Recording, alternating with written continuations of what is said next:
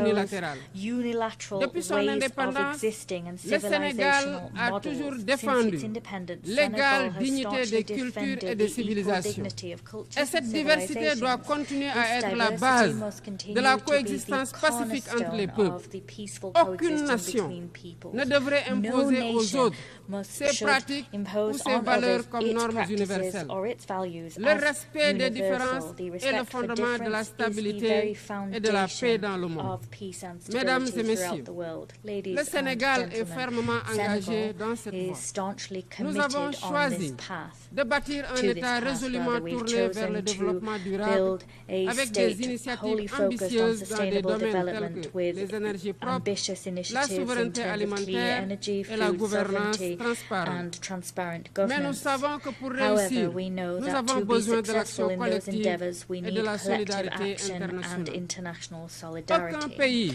aussi No puissant country, soit-il, however ne powerful peut it may relever seuls les be, défis qui can menacent alone l'humanité. address the challenges Il nous faut threatening donc agir humankind. ensemble, As such, we unis must dans la act together, diversité, united pour in our construire un avenir où la diversity, dignité to usher humaine in est a future respectée, in which où human la dignity justice is prévaut et où la protected, where justice prospérité est prevails partagée. and where prosperity is C'est shared. par la coopération It is through et le respect mutuel cooperation and que nous mutual surmonterons les respect crises that qui we secouent will notre monde. overcome the Je vous crises remercie de shaking votre the aimable very attention. foundations of our world. I thank you.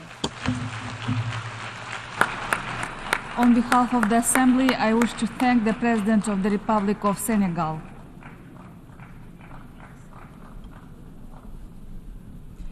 The Assembly will hear an address by Her Excellency Sylvanie Berton, President of the Commonwealth of Dominica. I request protocol to escort Her Excellency and invite her to address the Assembly.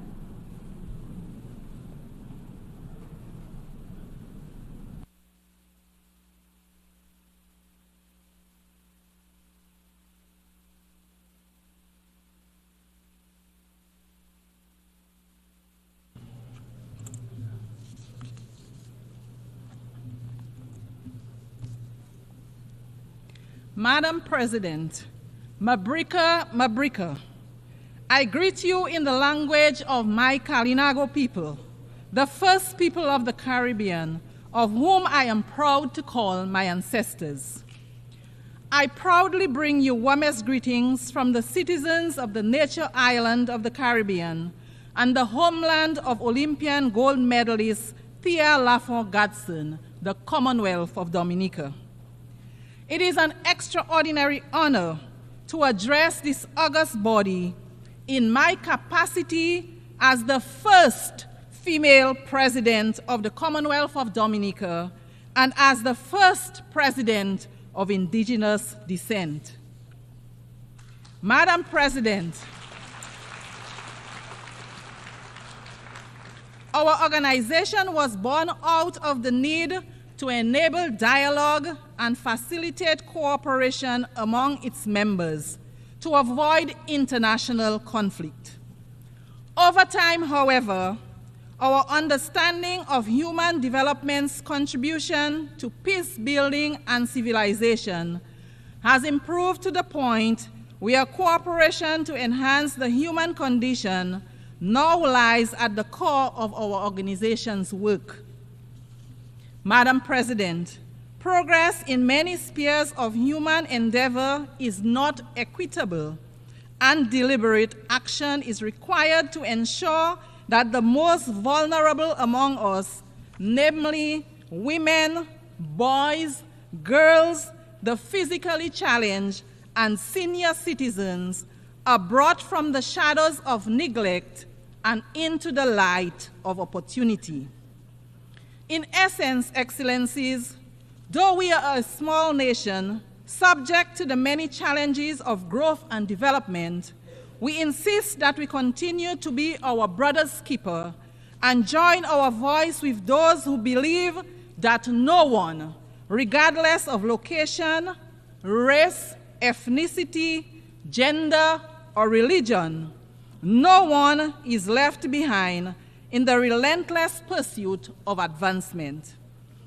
To leave no one behind in our quest for a sustainable and resilient future, we must embrace multilateralism to combat the many major global challenges we face. Madam President, we remain concerned that despite the resources and publicity given to UN Agenda 30, its outputs so far do not inspire confidence that we are on track to realize the much heralded goals. Alarmingly, The 2024 Sustainable Development Goals report indicates that far from building on the progress achieved during the first 5 years, and I quote, fully half of the 17 targets are showing minimal or moderate progress, while over 1/3 appear stalled or going in reverse. It is therefore the hope of my government and the Caribbean community, of which we are proud members, that this assembly will be known as the forum at which the United Nations family rededicated itself to ensuring that the SDGs remain central to our claim, that our civilizations are caring and progressive, and that our collective management, scientific and diplomatic capabilities will be assigned to ensuring that the well-being of the present and future generations is guaranteed. Madam President, for example, despite SDG 3, good health and well-being, the growing burden of non-communicable diseases, NCDs, is an urgent crisis that calls for unified and aggressive approach by all global leaders. The World Health Organization, WHO, concludes that NCDs such as cardiovascular disease, diabetes, hypertension, cancers, and chronic respiratory diseases account for 75% of all deaths worldwide. These diseases not only shorten individual lives, but also imperil the future of our societies, our economies, and our shared global development goals. The fight against NCDs is not one that any nation, particularly a nation as small as ours, can win alone. That fight requires strong leadership, innovative strategies, and collaboration at every level. In Dominica, we have made significant progress in enhancing our healthcare system to better meet the needs of those at risk or living with NCDs. I had the opportunity to share Dominica's perspective, vision, and action on non-communicable diseases with the global group of heads of state and government for the prevention and control of non-communicable diseases at the 3rd annual gathering held here yesterday at the UN headquarters. Dominica is proud to play its part in this global effort, and we remain committed to working with international partners to share knowledge, resources, and best practices in the fight against NCDs. Madam President, we stand today at a critical juncture in human history. Climate change, as we know, is not just an environmental challenge. It is a threat to every aspect of life as we know it. For Dominica, as for many small island developing states, this is not a distant or abstract issue. It is a daily reality. We have said it time and time again. We see it so vividly year after year that our communities are on the front lines, facing intensified hurricanes, devastating floods, and prolonged droughts. We recall our own devastation in 2015 with Tropical Storm Erica, which wiped out 96% of Dominica's GDP. And then again in 2017, against the deadly Hurricane Maria, which destroyed over 225% of Dominica's GDP in a matter of hours, mere hours. That is why this year we watched in agony as Hurricane Beryl swept through the island states of St. Vincent and the Grenadines, Grenada, Barbados, and Jamaica. Madam President, these tragic occurrences embolden us to state firmly that the time for rhetoric has long passed. Business as usual simply will not suffice. We need urgent, bold and decisive action to limit global warming to 1.5 degrees Celsius, as science clearly dictates. But to do this, we must drastically reduce emissions, boldly honor financial commitments, and build critical resilience infrastructure in regions particularly vulnerable in relation to climate change. This is a moral imperative, a matter of the utmost urgency, a matter of climate justice. Our future depends on the decisions made in these halls. Excellencies, this assembly is meeting at a time when the Commonwealth of Dominica and the rest of the Caribbean direct our gaze to the east and on the storms and hurricanes that emerge in the Atlantic. There is no denial that climate change is happening. We see, indeed, we feel its disastrous impacts on a daily basis.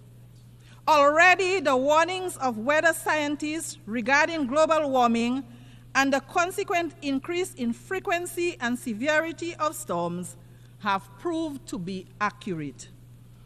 The government and people of Dominica stand in solidarity with our sister CARICOM nations and others adversely affected by this year's storms. Dominica, along with other Caribbean states, have already prioritized the development of national climate adaptation strategies, invested in resilient infrastructure and agriculture, invested in community education and in renewable energy. Still, the reality is that, as important as our interventions in this crucial space are, they will remain ineffective if our friends and partners in the industrialized world do not honor their commitments to reduce global warming and provide the funding that is required to enable our low-emitting states to become resilient.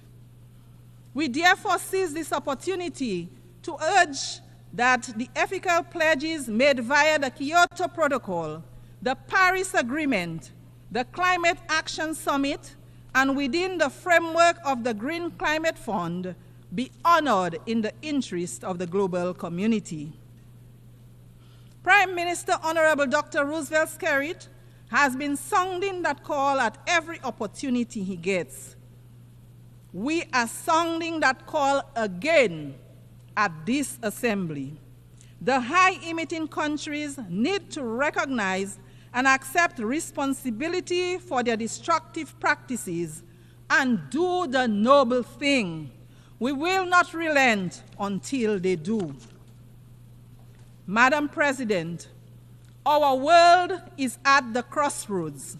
Now more than ever, leadership at every level matters. My delegation is of the firm view that the fundamental principles of the UN Charter must be respected, no matter which member state may be under scrutiny. Madam President, this is no source of joy to my delegation, but these critical times demand that important truths be spoken frankly. Madam President, a glaring hypocrisy clouds this august body. When right seems to pass as wrong, wrong seems to pass as right, depending on which member state is being impacted. This practice of might makes right must be discontinued. Madam President, my delegation remains deeply concerned about the ongoing conflicts, particularly in Ukraine, the Middle East, and Sudan, among others. We recognize the crucial role of peace in human development. We are convinced that war is futile. It is this conviction that impels us to urge that the fullest support be given to those entities that are engaged in promoting peace and reconciliation in the Middle East, Ukraine, and Sudan, Just a few examples of locations where war is setting back the human development gains achieved over the years. The continuing loss of innocent lives, particularly innocent lives of the most vulnerable among us, namely the innocent lives of women and children, is of dire concern. There is no winner in these conflicts. And if history has taught us anything, it is that the cost to rebuild after such terrifying and inhuman conflicts is extremely prohibitive. To this end, as long as these conflicts persist, my delegation will not cease to echo the call for an urgent end to these conflicts which have decimated the lives of so many innocent ones. Madam President, we stand in solidarity with the people of Haiti and insist with the other CARICOM member states that the current crisis being confronted by our sister CARICOM state in no way nullifies the entitlement of its people to the recognition of their sacred sovereignty and their right to be central in the search for a fair and durable peace. The government of Dominica remains convinced that the present challenges faced by our sister CARICOM state are in part related to the glorious contribution Haiti made to the quest for justice and freedom in our region and the world. Indeed, the current complexion of this august body would have been unimaginable without the heroic struggles of the Haitian people. As such, the crisis in Haiti is much more than a Caribbean crisis, even if the solution is an obligation that all of the Caribbean states accept wholeheartedly. My delegation therefore unreservedly supports the position of CARICOM on the situation in Haiti, a position that rightly calls for a Haitian-led and owned transition process to bring across systematic changes to our fellow CARICOM member state. It is high time. The heroic sacrifices of Haitian blood and treasure that opened the door to the liberation of so many of our countries, making it possible for us to be members of this august body, deserve no less than the abundant peace and prosperity of the wonderful Haitian people. It is, Madam President, in this same spirit that we welcome the installation of the interim government under the leadership of Dr. Gary Conil and the swearing in of a new cabinet of ministers on June 12th. This process of normalization of life for the people of Haiti has been nothing if not daunting. However, with the support of the international community, there is a glimmer of hope, the dawning of a new day as progress is being made. We remain ever optimistic that ordinary Haitian citizens will once again be able to live, work, and feel at peace in Haiti, an outcome they so richly deserve. Madam President, no mention of this glimmer of hope for the Haitian people would be complete without recognition of the strategic support of the Kenyan volunteers, who have played a major role in bringing the security situation under some measure of control. The Kenyan people standing so closely in the struggle for peace and prosperity with the Haitian people is as natural gets, because their stance echoes the ancestral and historical connections that we share, as well as the imposition history placed upon us to struggle for our liberation. We therefore thank the government and people of Kenya for their mighty effort. We thank also the United States of America and Canada for their generous support for the effort to stabilize Haiti. We also thank the other states which have made and pledged their support to Haiti towards the restoration of an environment conducive to peace and development. Recognition is also due to those who made material contributions to this effort. We urge member states who have pledged financial support to honor those pledges so that the humanitarian gaps can be closed and the food crisis can be resolved. The Haitian people, a people as heroic and resilient as people ever were, deserve better. It is our firm conviction that we in the international community have a responsibility to ensure that the living conditions of the Haitian people are brought to the natural standards of human dignity. Madam President, the Commonwealth of Dominica is keen to underscore its commitment to advocating for unity, justice, peace, and the sustainable human development that they foster. In this regard, we continue to urge that the long-running economic embargo against the people of Cuba be set aside. It hurts the people of Cuba as well as the image of its sponsors. The trade embargo imposed against our brothers and sisters in Cuba continues to be of great concern to us in the Caribbean. Its lifting grows increasingly urgent. Therefore, the Commonwealth of Dominica once again joins the voices of the overwhelming majority of members of this global organization to call for the immediate lifting of trade restrictions and export bans imposed on the good people of Cuba. They are unjustified. They are unjustifiable. They are antiquated. They belong to a bygone era. They should cease to exist. They fall, in our view, within the grand narrative of yet another Caribbean people's struggle for liberation. It is for these reasons that the government of Dominica strongly urges a radical reconsideration of these actions. Madam President, our steadfast advocacy for respect for the United Nations norms of sovereignty and non-interference impels us as well to urge that the right of the government and people of Venezuela to resolve internal challenges without outside interference be respected. We renew our condemnation of the United States' imposition of sanctions on Venezuela.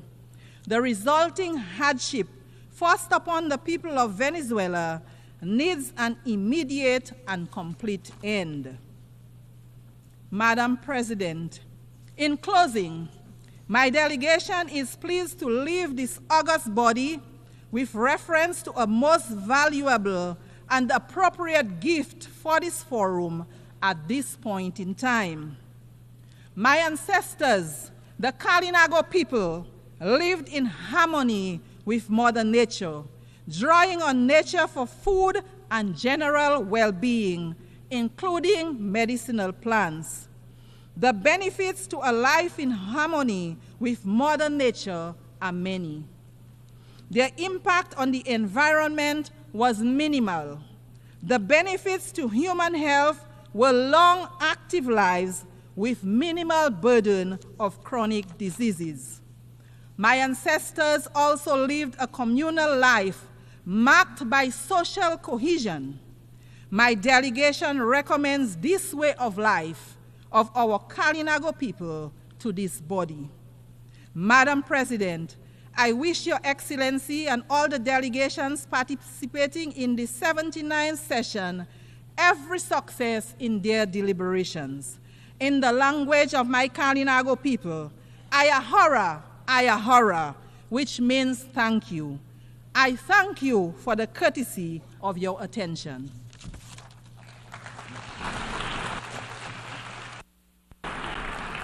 On behalf of the Assembly, I wish to thank the President of the Commonwealth of Dominica.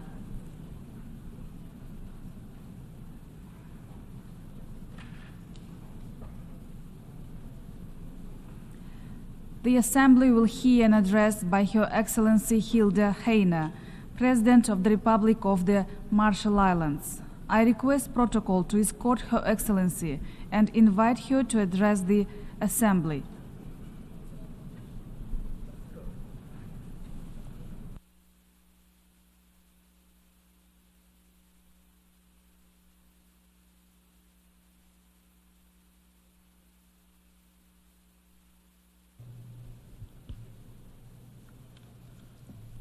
Madam President, Mr. Secretary General, Excellencies, I bring you warm greetings of Yahweh on behalf of the Republic of the Marshall Islands.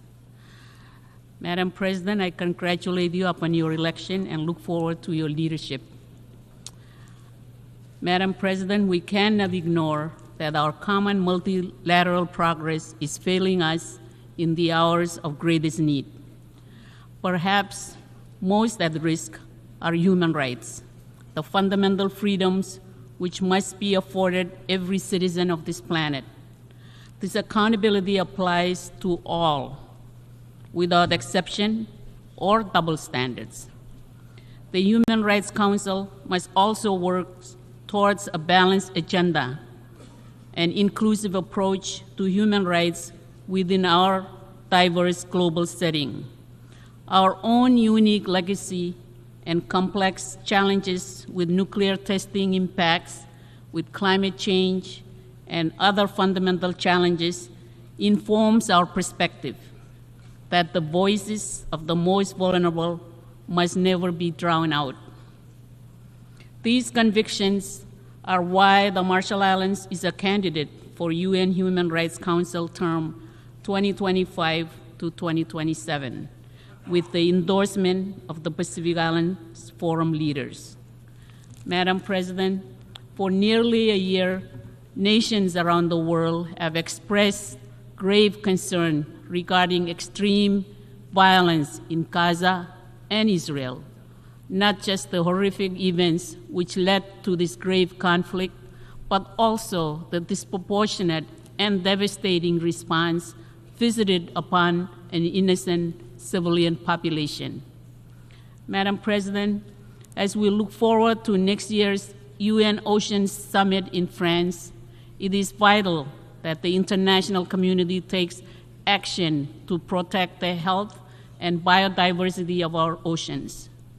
The youngest and future generations of islanders must not be robbed of the benefits we know today. Without sustainable ocean ecosystems, the economy, stability, and cultural identity of our region will collapse. Through regional institutions, our island nations are defining sustainable fisheries and changing the global market. Our distant fishing partner nations at the Western and Central Pacific Fisheries Commission, many of whom are also global superpowers, need to place long-term sustainability ahead of immediate commercial goals. Illegal, unregulated, and unreported fishing is not just a threat to our own economic future, but also global food security. Madam President, the world needs to ensure that the high seabed is not stripped of its unique biodiversity before we even document it. Without a clear-eyed scientific understanding of impacts and risks, the world's oceans are too fragile to turn into a speculative experiment. The Marshall Islands joins the growing chorus applying a precautionary approach towards high seas mining, at least until there is adequate and meaningful agreement at the International Seabed Authority on binding environmental measures and the mining code. Madam President, sea levels have risen, and we are too late to prevent them from eating away at our shores. But we must also be clear. We will not be wiped out off the map, nor will we go silently to our watery graves. Sea level rise poses a threat to long-term ability to remain in our islands and to our fundamental security as a nation and within our ocean-locked Pacific Island region. But for small island developing states, our stability and legal identity remains fixed in the future, just as it is now. The Marshall Islands strongly supports the recent declaration of the heads of state and government of the Alliance of Small Island States on Sea Level Rise and Statehood, and we urge other nations to join us in support. The Marshall Islands welcomes this year's high-level meeting on sea level rise and the ongoing work of the International Law Commission as an opportunity to engage on complex multilateral questions, even where SIDS have already established state practice. Madam President, we must do all that we can to prevent further melting of the cryosphere. By February next year, every nation on Earth has committed to putting forward new nationally determined contributions that set out how they'll reduce emissions to keep global temperature rise below 1.5 degrees Celsius. We need governments to show both ambition and cooperation, as we all agreed last year, to triple renewable energy deployment, double energy efficiency, and most importantly, to accelerate the transition away from fossil fuels and end the subsidies that support them. Despite this, we have seen some of the planet's wealthiest countries break their pledges as they double down on fossil fuels. This failure of leadership must stop. There must be no new coal mines, no new gas fields, and no new oil wells. The financial needs of this energy transition for adapting to climate impacts and for repairing the rising loss and damage are in the trillions of dollars. In Baku later this year, we will decide whether that money is made available to developing countries. We must see vastly increased contributions. We must also find money wherever we can. Instead of rewarding some of the richest and most polluting businesses on the planet, we should repurpose these funds to the rollout of renewables and to directly supporting the poorest and most vulnerable. Right now in the IMO, Pacific Island negotiators are leading efforts to agree on a universal greenhouse gas levy, which gives the right incentive to drive decarbonization of the shipping industry and raises revenue in the billions, a portion of which should be used to address the climate impacts from shipping pollution and help build resilience in vulnerable countries. I urge every country to join us. The Marshall Islands emphasizes the importance of the advisory opinion from the International Tribunal for the Law of the Sea regarding the marine environment from climate-driven pollution. We look forward to the advisory opinion from the International Court of Justice regarding the climate obligation of states.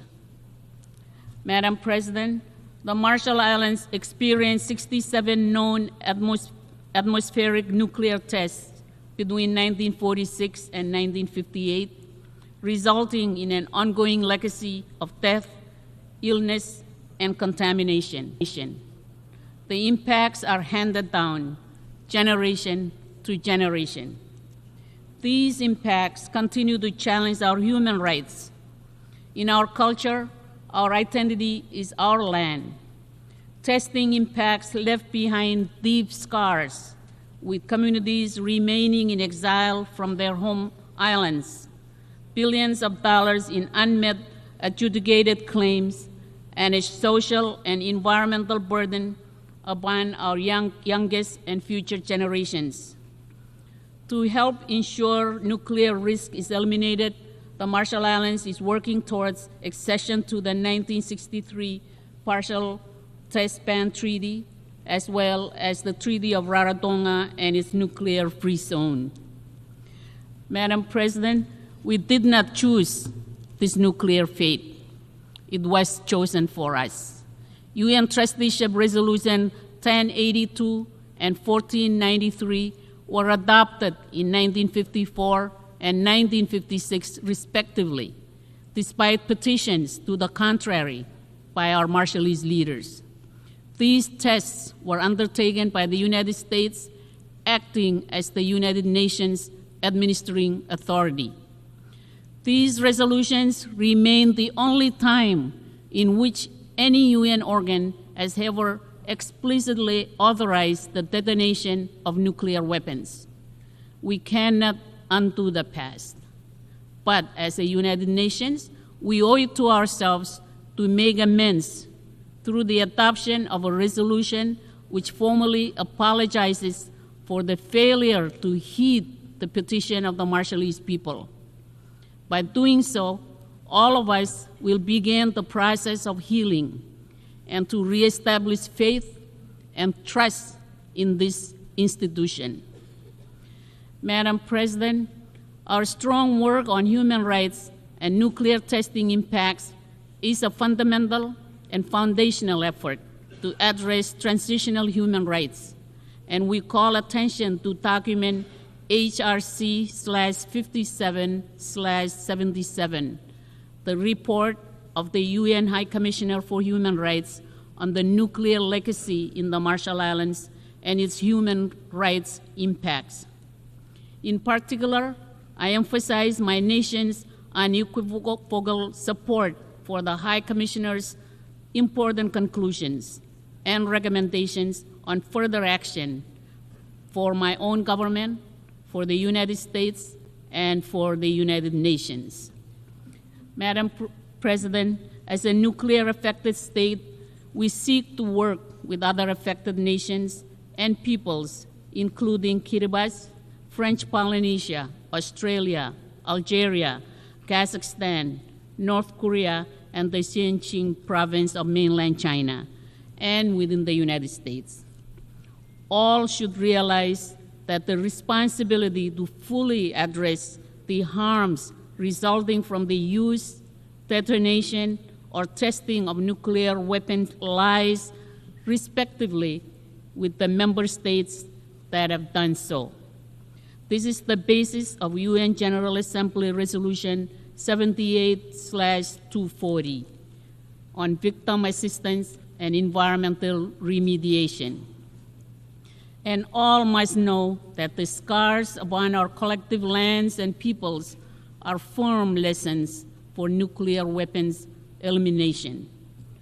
Madam President, the Marshall Islands welcomes this year's adoption of the Antigua and Barbuda Agenda for SIDS as a companion to the 2050 strategy for the Blue Pacific continent.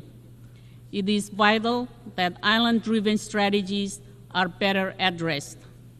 We are particularly pleased to welcome the strong efforts of the new UN Multi-Country Office for the North Pacific in the Federated States of Micronesia, and we look forward to a groundbreaking ceremony for the new UN complex.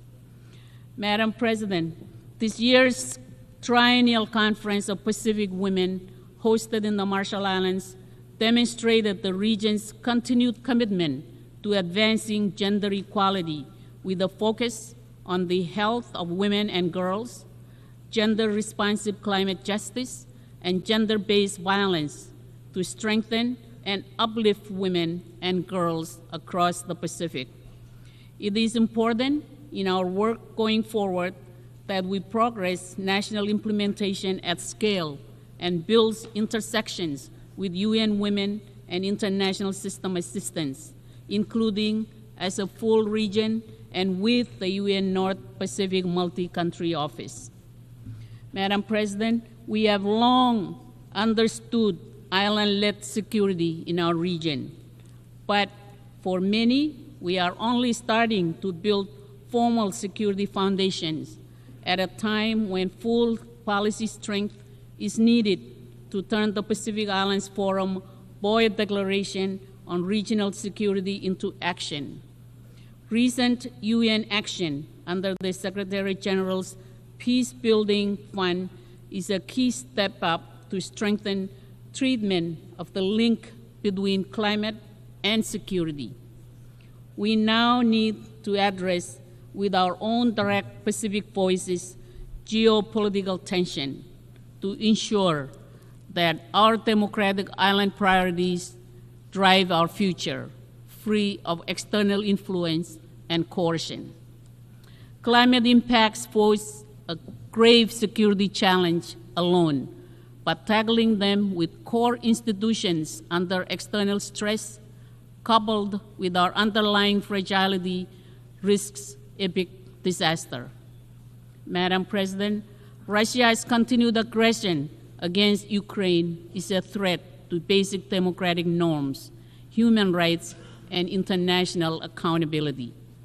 As island democracies and as vulnerable nations in the shadow of changing geopolitics, the war in Ukraine is of great concern to the Pacific Islands, as though Eastern Europe was next door. Madam President, the Marshall Islands look forward to the upcoming high-level visit of the Pacific Islands Forum Troika Plus grouping to New Caledonia. In addition, we support ongoing forum engagement with Indonesia and West Papua to better understand stakeholders and to ensure human rights. Madam President, if we are truly serious that no one is left behind, the UN would not be blinded to Taiwan's efforts and partnership towards achievement of the SDGs. Only this independent, democratic government can represent its 23 million people. UN Resolution 2758 does not mention Taiwan and should not be used as a pretext to exclude Taiwan from participating meaningfully in the UN system. This resolution has been misused to threaten cross-strait and regional peace and security. This was never its original intent. It cannot serve as a sound basis to prohibit Taiwanese citizens and journalists from the UN premises. The UN Secretariat should maintain neutrality and should not be complicit in limiting media freedom. Madam President, as key risks worsen in and around the world, multilateralism must be strengthened.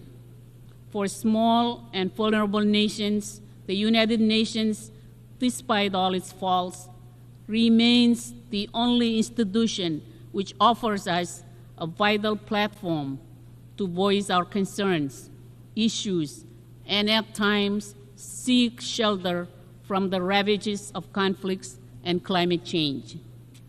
The word multilateralism can be expressed in the Marshallese proverb, "Warin Kangal," meaning the coral where all the fish congregate to seek shelter and feed.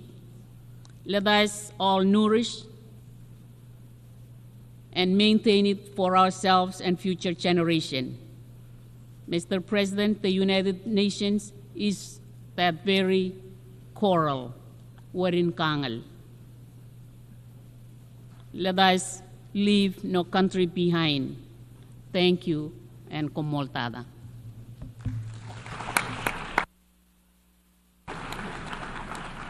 On behalf of the Assembly, I wish to thank the President of the Republic of the Marshall Islands.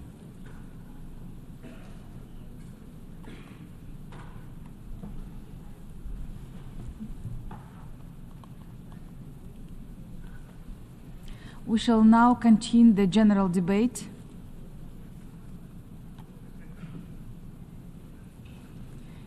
The Assembly will hear an address by His Excellency Irakli Kabahidze, Prime Minister of Georgia. I request protocol to escort His Excellency and invite him to address the Assembly.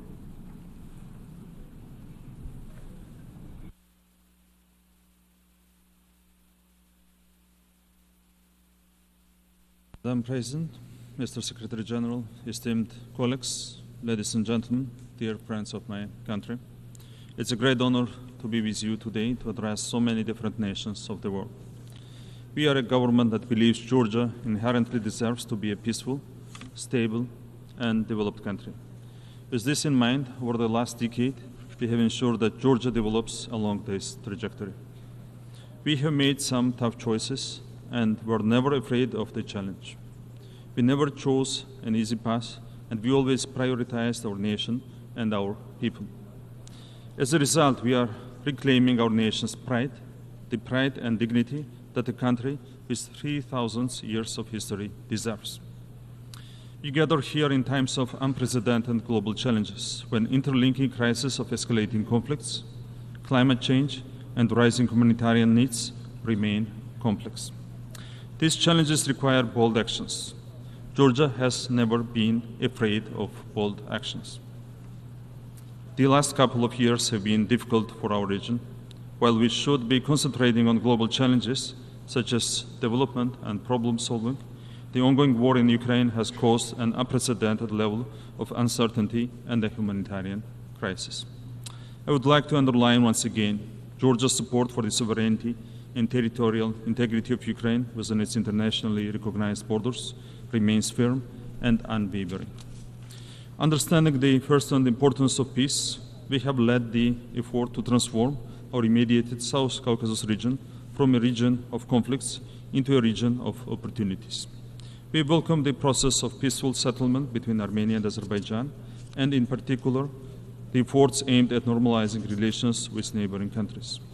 We have been and are willing to provide a regional cooperation format that will support collaboration and trust building between countries to make sure differences are left in the past and that we move forward together to capitalize on all the resources and advantages our region has to offer the world. Georgia's strategic location, serving as a natural bridge between Europe and Asia, makes Georgia the shortest route between East and West. With our sea access and strong relations with China, as well as Central Asian countries, Georgia is a key player in the regional and broader Eurasian context. We are a hub not only for the exchange of goods, but also for energy transit and much more. Georgia ensures that 7 landlocked countries of the South Caucasus and Central Asia are connected with the rest of the world via our port infrastructure, which we are committed to further developing with the soon-to-commence Anaklia deep-sea port construction. If you look at the political map, Georgia is the single safest and most reliable transit route to ensure the timely and efficient movement of goods and services. Our commitment to maintaining and enhancing our role as a reliable transit corridor ensures we are able to support our strategic partners in Europe with their energy security needs. By diversifying supply routes and investing in robust infrastructure, Georgia can offer additional predictability in east-west connectivity, especially within the framework of the Middle Corridor initiative. As we all know, the last couple of years have brought significant challenges. Despite these multiple tests, Georgia has demonstrated a remarkable resilience to such external shocks. Our average annual economic growth since 2021 has been 9.7%. Thanks to strong macroeconomic fundamentals and fiscal discipline, the government debt and the fiscal deficit declined to 39.3% and 2.5% respectively. Additionally, Georgia has maintained one of the lowest regional inflation rates, further showcasing its economic stability. Despite significant economic improvement and cutting the poverty rate in half over the last 10 years, further reducing poverty and inequality is at the heart of Georgia's socioeconomic development agenda. In 2023, the employment rate showed significant improvement, coinciding with an increase in the labor force participation rate.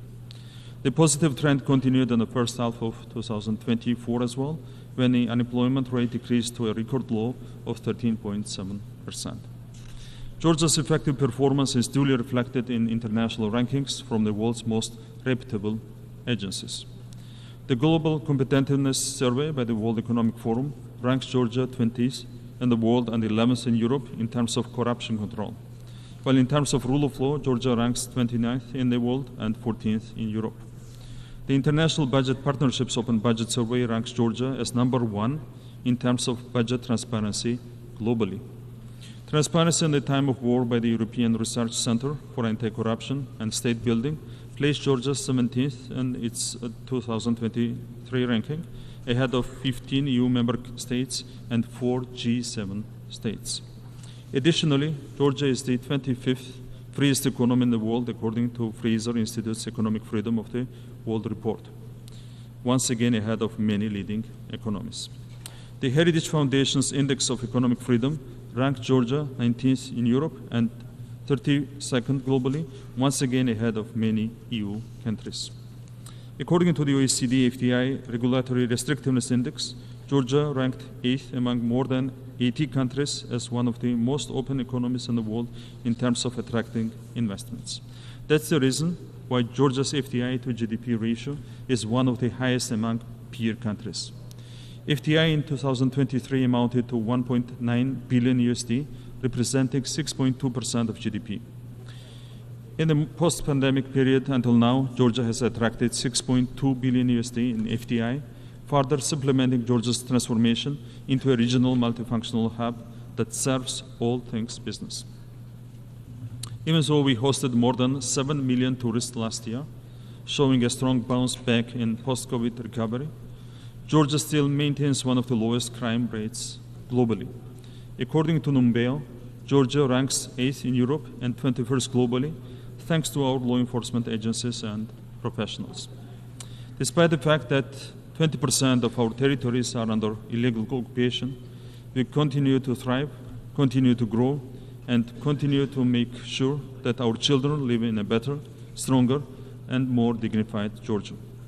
We are diligent and tireless in our quest to make sure Georgia is a country that every citizen is proud of. I want to use this opportunity to address our people on the other side of occupation line, in the Abkhazia and Tkhin Valley regions. Whatever actions we take are done to help our people so that one day, with our children, we can live together in one happy, united, and developed Georgia. On this side of the occupation line, we will always meet you with an open heart. We have to rebuild all the broken bridges in our country.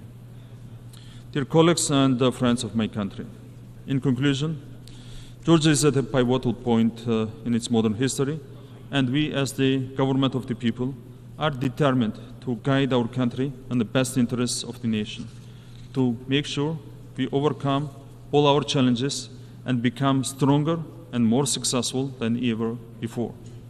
We are optimistic that Georgia's desire to become a full-fledged member of the European Union will be achieved by 2013. As we look ahead to the future with a commitment to shaping a prosperous community together with our allies and partners, our united efforts will persist in supporting peace-building measures and sustainable development. In doing so, we will advance human dignity, not only for the citizens of Georgia today, but also for the well-being of all future generations to come. Thank you very much.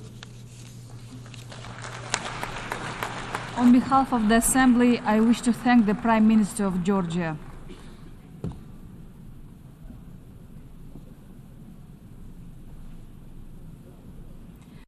The Assembly will hear an address by His Excellency Pedro Sanchez Perez Castellón, President of the Government of Spain.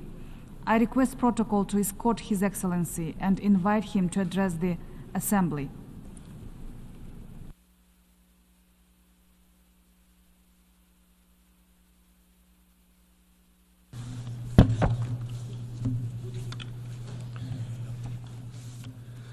Señora Presidenta, Madam President, señoras y señores jefes de Estado, de Gobierno, embajadores, embajadoras, delegados, delegadas, les hablo en nombre de un país comprometido con los valores que esta institución encarna y con un orden internacional basado en las normas y los principios consagrados en la Carta de Naciones Unidas. Un país, España, que cree en los mecanismos internacionales de rendición de cuentas, que lucha contra la impunidad desde el valor de la experiencia y la memoria histórica, un país defensor de instituciones como la Corte Internacional Internacional de Justicia, la Corte Penal Internacional, fundamentales para garantizar la paz, la seguridad y la justicia y la reparación de las víctimas. Un país, en definitiva, que practica y se conduce desde una máxima fundamental y es el valor de la coherencia, la que nos ha llevado a decir lo mismo en Ucrania, en Gaza y en cualquier otro lugar. Defensa de la paz, de los derechos humanos y de un orden internacional basado en reglas. Y que, ante las dudas de otros, responde con más confianza en el multilateralismo. Ese mismo sistema multilateral que el mundo levantó pieza a pieza de las cenizas de la barbarie se encuentra hoy bajo una enorme presión. Una presión que impacta de lleno en tres aspiraciones esenciales para el progreso de las naciones: la paz, la democracia y el desarrollo. Tres aspiraciones inalcanzables por separado, la una sin las otras. La paz es incompatible con la tiranía. La democracia, a su vez, necesita proveer bienestar y desarrollo para legitimarse como lo que es la forma de organización social y política más avanzada que el hombre ha creado en la historia. La paz sin democracia es la paz de las cárceles. La democracia sin desarrollo ni progreso es la antesala de la autocracia, como atestigua un pasado rico en enseñanzas que nunca deberíamos olvidar. Por tanto, trabajar activamente por la paz, la primera de esas tres aspiraciones, es hoy mucho más que una exigencia moral, es una necesidad existencial. Por primera vez, señoras y señores, en 2 décadas, crece el número de conflictos en el mundo. Crece el número de países involucrados en guerras fuera de sus fronteras, a niveles sin precedentes desde 1945. Aumenta el número de víctimas, de heridos, de heridas, de mutilados, de personas desplazadas. Y lo hace también el impacto económico de la violencia. Hasta el 13% de todo el Producto Mundial, según algunos estudios. Es decir, el equivalente a toda la riqueza creada en un año por 180 países juntos.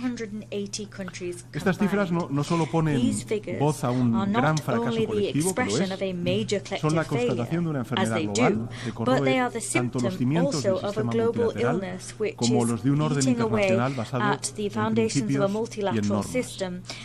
Principios que hasta hace poco parecían inviolables: el respeto a la soberanía, la independencia política, la integridad territorial de los países, como ocurre, por ejemplo, en Ucrania. A esta hora, mientras estamos aquí, se cumplen 31 meses del inicio de una agresión que la Rusia de Putin dirige no solo contra el pueblo ucraniano, sino contra el conjunto de la comunidad internacional.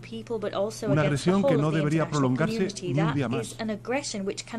La reciente conferencia de paz en Ucrania, celebrada en Suiza, a mi juicio, ha sentado las bases para construir una paz justa y duradera, respetuosa con el derecho internacional y con la Carta de Naciones Unidas, tal y como proclama la fórmula de paz del presidente Zelensky. Invito, por tanto, a todos los países que aún no lo han hecho a sumarse a esta iniciativa, así como trabajar también en el siguiente paso, que es la recuperación y la reconstrucción de Ucrania. Este año España aumentará su financiación humanitaria y para el desminado en Ucrania hasta 14 millones de euros. Y en el año 2025 la cooperación española incorporará una línea de trabajo específica sobre la recuperación y la reconstrucción centrada en la salud, en la energía y en el agua en Ucrania. Ocurre en Ucrania, pero ocurre también en Palestina, donde desde hace casi un año asistimos a una insoportable espiral de muerte y de devastación que ya se extiende desgraciadamente al Líbano. Eso supone una escalada del conflicto de la máxima gravedad. Y por tanto, desde España condenamos con rotundidad la muerte de civiles inocentes una vez más, y por ello quiero hacer un nuevo llamamiento a la desescalada, a la distensión y a la vía diplomática. El derecho internacional humanitario debe ser respetado, no solo poniendo fin a la guerra en Gaza, abordando las causas profundas del conflicto israelí-palestino, podremos resolver con éxito el resto de focos de inestabilidad en esta región tan importante para la estabilidad del mundo. Todo lo que vemos a diario en Gaza y ahora por desgracia en el Líbano nos hace reflexionar sobre la vigencia misma del derecho internacional humanitario, is forcing us to think about the very validity of international humanitarian law. Just as we mark the 75th anniversary of the Geneva Conventions, Spain will continue doing everything it can to provide humanitarian aid to the Gazan population, with UNRWA as the key actor on the ground. However, none of this will be commensurate with need without a ceasefire. Everything except a ceasefire is insufficient. Once again, I appeal for a ceasefire, the release of hostages, and the access of humanitarian aid. In any case, the evidence is resoundingly clear. We cannot go back to the situation which previously prevailed. It is imperative and urgent to apply a two-state solution for Israel and Palestine to coexist side by side in peace and security. That is the only possible solution to a conflict which has already dragged on for decades and which has claimed so many innocent lives. Moreover, the advisory opinion of the International Court of Justice, requested, moreover, by this General Assembly of the United Nations, has ruled that the occupation of Palestinian territories is illegal. What we're seeing is an occupation which must immediately stop. The time has come to work on the stabilization phase. That is the sole responsibility of the Palestinian Authority. Spain is committed to the PA and determined to increase that support. España tomó la decisión de reconocer al Estado de Palestina el pasado 28 de mayo. Esta es una decisión compartida por la inmensa mayoría de la sociedad española y que solo persigue contribuir a la búsqueda de la paz en la región. Un anhelo que viene de muy lejos. Nada más y nada menos que en 1949, un español, Pablo de Azcárate, ejerció como primer representante del mediador de Naciones Unidas en Palestina. Todavía hoy emociona leer sus notas sobre aquella misión, llenas de amargura ante la catástrofe que se intuía. Azcárate era un español exiliado, un republicano español al que una dictadura impedía regresar a su patria y quizá por ello empatizó como nadie con el sufrimiento de aquella tierra. Su figura hoy cobra aún más valor, es más reivindicada en esta casa 75 años después de aquellos hechos. Y antes de que acabe este año, España y Palestina vamos a celebrar la primera reunión intergubernamental para ampliar y profundizar nuestra relación bilateral. Y asimismo quiero destacar la importancia de la reciente reunión en Madrid del Grupo Euro-Árabe-Islámico para impulsar el proceso de paz y para materializar la solución de los dos estados. Urge, en definitiva, señoras y señores, la celebración catalyze the peace processes and to allow the two-state solution to come to fruition. It is urgent that we convene the peace conferences with the parties in the international community. This is an initiative supported by more than 90 countries, and that is a peace conference which will allow us to revive the spirit of dialogue which prevailed in Madrid in the beginning of the 1990s, when the Israelis and Palestinians sat around the same table to negotiate. At such a complex juncture, I wish to reaffirm Spain's unconditional support for and commitment to en la Fuerza Interina de Naciones Unidas en el Líbano, al demonstration mando of that de un commitment general is the español. 670 La labor Spanish de las troops misiones de deployed paz in es UNIFIL instrumental en under the estos command of a momentos Spanish y también general. en The otros work muchos of escenarios, peacekeeping como el Sáhara missions is Occidental, key in donde mi país, many España, arenas, such seguirá as apoyando al in the enviado Western personal del Sahara. We secretario will general de continue to Naciones support the Unidas para special alcanzar una envoy solución of the United mutuamente Secretary General aceptable to en achieve las normas y a en el marco mutually de acceptable Naciones Unidas. solution which Pero abides está by claro law que, and which más exists allá within de the las UN misiones de framework. But paz, it's clear that beyond debemos abordar peacekeeping causas missions, we must subyacentes de los tackle the conflictos, como underlying señala causes of la nueva conflict, agenda para la as paz indicated by impulsada the por el new secretario agenda for general peace que España championed by apoya the Secretary General. We decididamente. resolutely Y en este support that sentido, el agenda. Indo-Pacífico se ha With that in convertido en un mind, the centro de gravedad Indo-Pacific has become a center of y gravity, todos debemos and we must contribuir all al contribute mantenimiento to de la paz maintaining en la peace zona y de in exigir that region. el respeto We de must all principios continue básicos del to derecho demand the internacional respect como of la libertad basic de principles of navegación en international el law, mar. such as the freedom of navigation at sea. España está dispuesta Spain a is colaborar willing para to mantener allí la collaborate estabilidad with y también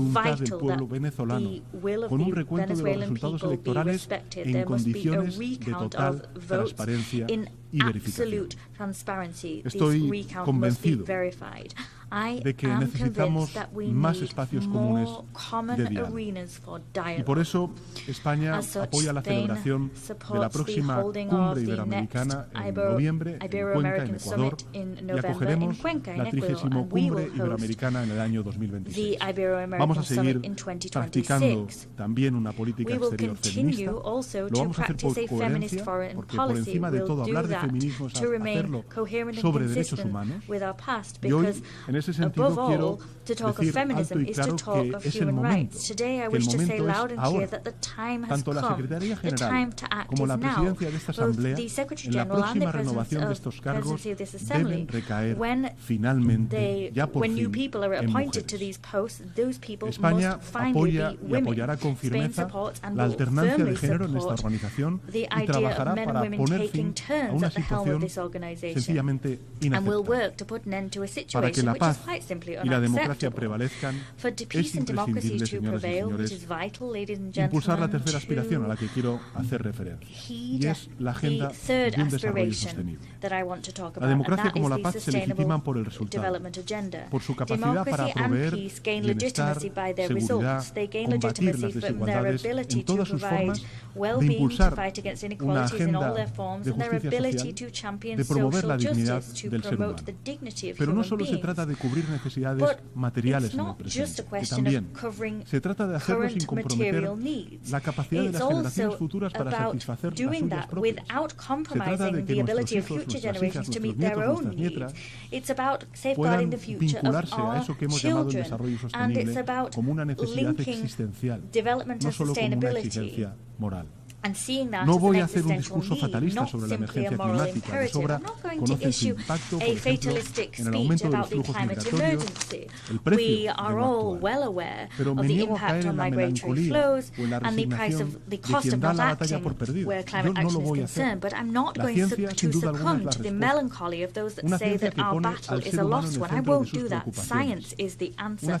Science that puts the human being at the heart of our concerns and its concerns, and it's science that today reminds us that there's only one alternative. We need to eliminate fossil fuels. There needs to be more renewable energies and more energy efficiency. If we follow this guide, not only is there light at the end of the tunnel, there are major opportunities for development and substantive improvements to global competitiveness. I know all of this from my own experience. More than half of the electrical energy produced by Spain last year came from renewable sources. And at this point in this year, this volume is already surpassing 60%. There's much more behind these figures than cheap, clean and affordable energy for millions of homes. There's also better and more employment in emerging sectors and more opportunities for territories that hitherto haven't had industry. That's why it's so important to strengthen international development financing so that we can turn it into an authentic lever for prosperity for countries in need. Spain is a country that knows that in order for its 48 million people to aspire to a better future, we have to work so that the 8 billion inhabitants of our globe also have a dignified life and a better future. We have platforms on which we can, or within which we can take action to achieve wholesale reform of IFIs and within which we can update them. And this goes for multilateral development banks, but we need to go further. We need to move towards more just and more inclusive mechanisms. We need to tackle the debt problem, mobilize more sources of financing, and ultimately guarantee more help for those that need it most. We must implement more effective, transparent and just tax policies which champion the mobilization of domestic resources, including a minimum global tax on major fortunes and the full implementation of the two pillars of the OECD and G20 on the taxation of multinationals as a basis for a future framework convention on tax cooperation. We will have an opportunity to make progress here at the fourth International Conference on financing for development that we have the great honor of hosting in Seville in June 2025. Of course, you're all invited. This is a key event, an opportunity to demonstrate that we're all able to update our multilateral system to ensure it can meet the challenges of the day. Seville will be a unique opportunity to expedite the achievement of the SDGs to which we are committed, that is fighting poverty, eradicating hunger, eradicating AIDS, or ending gender discrimination, among many other challenges. It might be difficult to believe, but today we continue to hear insane speeches which criticize such noble ends and see ideological dictats in agendas where there's nothing other than common sense of humankind. Discourses, speeches which criticize this clearly humane agenda that is Agenda 2030 and call it a concoction of global elites. That is the craziness of our times. We will be a rational voice and will work to ensure that the FFD negotiating process is transparent and inclusive and that it brings about tangible results. Today we have experience which shows us that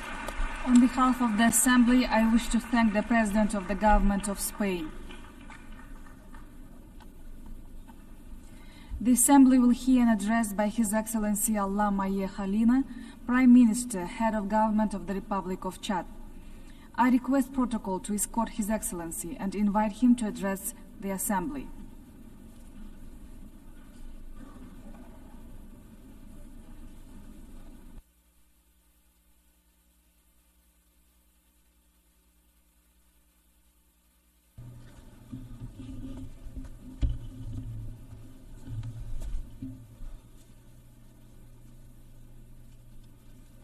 Madame la Présidente, Madam President, Mesdames et Messieurs les chefs d'État et de délégation, heads of state, Mesdames et heads of Messieurs, delegation, ladies and gentlemen, avant tout propos, at the outset, au nom du Président de la République du Tchad, on behalf of the President of the Republic ma of Chad, délégation et on en behalf mon of nom my propre, delegation, and in my personal je tiens capacity, à adresser mes chaleureuses I would like to félicitations à convey my M. warm Philemon Yang, congratulations to Philemon ancien Premier Yang, ministre de la République du Cameroun.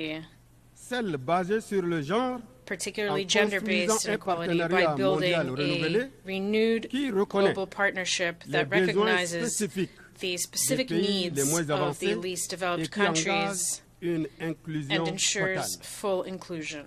Nous demandons un accès We ask équitable for equitable aux access vaccins to ainsi vaccines, qu'aux technologies médicales de as well as pointe. to cutting-edge medical Car technologies, la santé et l'éducation because sont les healthcare and fondements de education la are dignité humaine. the foundations of human Nous sommes dignity. également déterminés We à are promouvoir l'inclusion likewise sociale, determined to promote social inclusion, l'autonomisation des femmes the et des jeunes empowerment of et la women protection and des youth, droits humains. and the protection of human À cet rights. égard, le soutien de la And the communauté support of the internationale international community est is crucial. essential in this regard. Excellences, mesdames et messieurs, Excellencies, ladies and l'avenir que nous gentlemen, façonnons aujourd'hui the déterminera future that le we are monde building que nous today voulons will léguer shape aux the générations world that we futures. wish to bequeath to future generations. Notre In jeunesse, Chad, représentant our plus de young 65% de la population, comprising more than est notre plus grande 65% of our richesse. population, are our greatest Nous wealth. investissons dans son We éducation are investing in their et sa education participation à la vie and their politique participation in pour political éviter life son in order to prevent instrumentalisation our youth from par being le instrumentalized by et l'extrémisme radicalism violent. and violent Par ailleurs, extremism. In addition, nous appelons l'Organisation des Nations Unies we à call soutenir on the United un Nations marché de travail to support ouvert et an à garantir open labor market un environnement propice and to à ensure l'épanouissement an de la environment jeunesse. that allows young people to L'immigration de la flourish, jeunesse africaine because the trouve ses explications reason dans for le the grand migration fossé of African youth qui is the sépare great nos divide États, that separates our alors que states, nous avons un even destin though commun. we share a common Mesdames et destiny. messieurs, dans le cadre de Excellencies, notre ladies politique and intérieure, gentlemen, nous sommes fiers de notre in the context transition of our politique domestic policy, we are couronnée proud par les of our élections political libres, transition culminating démocratiques in et free, transparentes democratic, and transparent qui ont elections, which consacré have resulted l'élection in the du président election de la of the République, President of the Mohamed Republic, Idriss Déby Mohamed Idriss Déby à la Itno, magistrature suprême de to notre pays the presidency of our mandat country de for a 5 ans term of 5 le 6 years mai dernier. on May 6th. Ce tournant témoigne This de notre milestone engagement reflects envers our une gestion commitment to pacifique, a peaceful, démocratique et democratic, and inclusive du pays, inclusive governance of our renforçant country, ainsi notre thus démocratie. strengthening our democracy. Excellences, mesdames et messieurs, Excellencies, ladies le and changement gentlemen, climatique représente climate également un défi change mondial also represents majeur, a major global avec challenge des conséquences dévastatrices dans with les régions devastating vulnérables consequences for comme vulnerable le Sahel. regions such as the Sahel. Les récentes inondations, The recent floods les in my récentes inondations country dans mon pays, avec plus de 1,5 which million have de personnes affected affectées, more than illustrent 1.5 cette million réalité. people make this Devant reality l'ampleur de cette clear. situation, Given the nous magnitude faisons appel à la of this situation, we solidarité call internationale for pour faire international face à solidarity cette urgence. in order to address En this parallèle, emergency. notre pays Meanwhile, accueille plus de 2 our millions de country is réfugiés, hosting more than 2 million représentant refugees, environ plus de 15% which de notre represents population. nearly 15% Cette of our situation population. pèse lourdement This sur is nos placing a ressources heavy burden et on our aggrave l'urgence resources humanitaire. and Ce chiffre exacerbating the humanitarian s'explique emergency. par un afflux This massif figure is de due réfugiés to a massive soudanais, influx of Sudanese conséquence de la refugees crise dans leur caused by pays, the crisis s'ajoutant aux in centaines de Sudan, milliers in de addition to réfugiés the hundreds of thousands of provenant d'autres pays refugees voisins. coming from other Nous neighboring appelons à une countries. solidarité renforcée We de la call for communauté strengthened solidarity on the internationale part of the international pour soutenir les community réfugiés to ainsi que les support refugees populations as hôtes. well as host populations. Excellences, mesdames et messieurs, Excellencies, la ladies and poursuite gentlemen, des hostilités au Soudan the ongoing hostilities prolonge in les souffrances Sudan des populations are civiles prolonging the soudanaises suffering of et civilian aggrave populations in la Sudan situation and humanitaire tant exacerbating dans les the zones de humanitarian combat situation que both dans in les combat pays zones voisins as well as in tels que neighboring le Tchad, countries such as qui Chad, continue de voir which affluer continue chaque jour to de see nouveaux a réfugiés. daily influx of new Le refugees. Tchad déplore Chad que de nombreux regrets appels à un that the cessez-le-feu numerous appeals for ne soient pas entendus calls par for a les parties ceasefire belligérantes. have not been Mon pays heeded est by the vivement warring préoccupé parties. My country is par deeply la poursuite concerned des affrontements au Soudan, by the continuation accentuant of la clashes in détérioration de la Sudan, which situation further humanitaire worsen the et ses humanitarian répercussions situation as sur well les pays as voisins, its repercussions dont for le Tchad. neighboring countries, including Le Chad. Tchad réitère Chad once again une fois de plus reiterates son appel pressant its urgent aux parties en conflit call on the pour qu'elles parties cessent to the conflict immédiatement to les hostilités immediately et cease facilite hostilities un accès and humanitaire facilitate sans entrave unhindered aux millions de humanitarian victimes access to the de millions cette of guerre victims of fratricide this et fratricidal renoue le dialogue war, politique.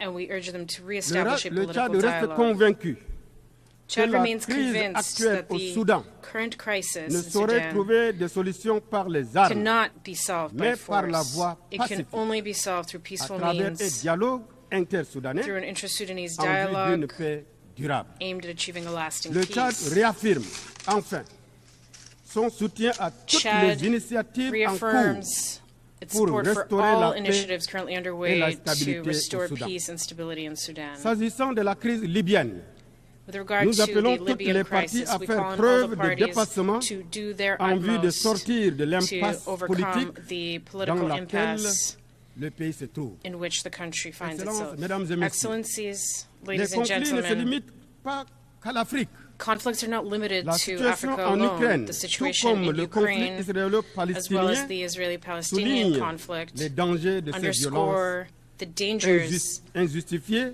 of this qui inexcusable font tant de violence, victimes which innocentes is claiming sur untold fond de innocent tensions lives géopolitiques against de the plus en backdrop plus vives.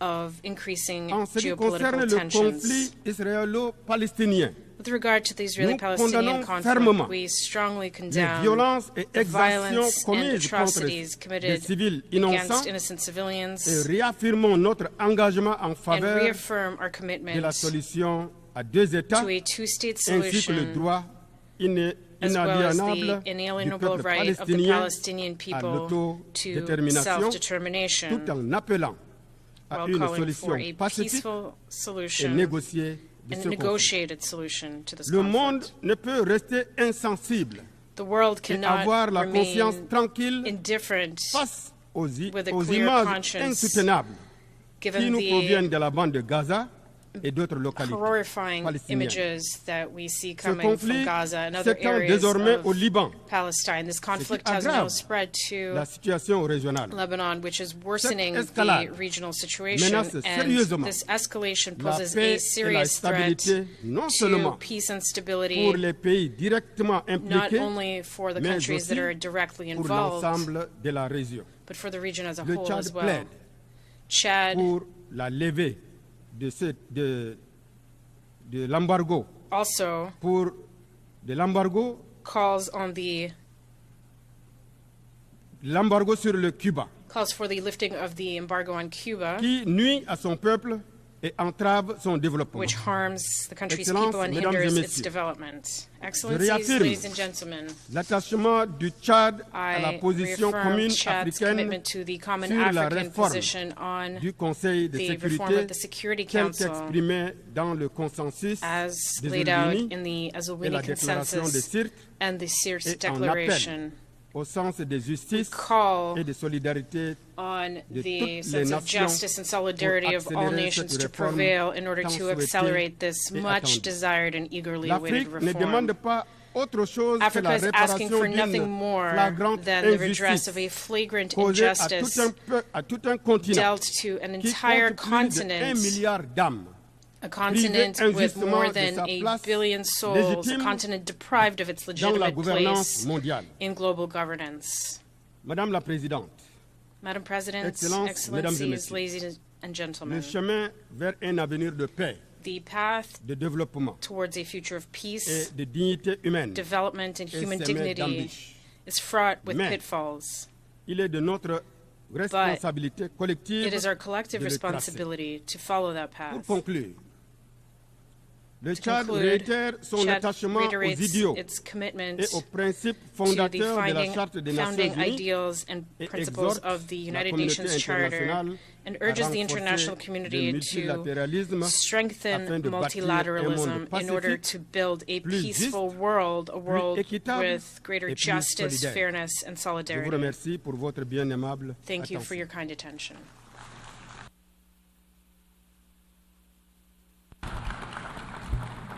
En nombre de la Asamblea doy las gracias al primer ministro On y jefe de behalf gobierno de la República of the del Chad. General Assembly, I thank the Prime Minister of the Republic of Chad.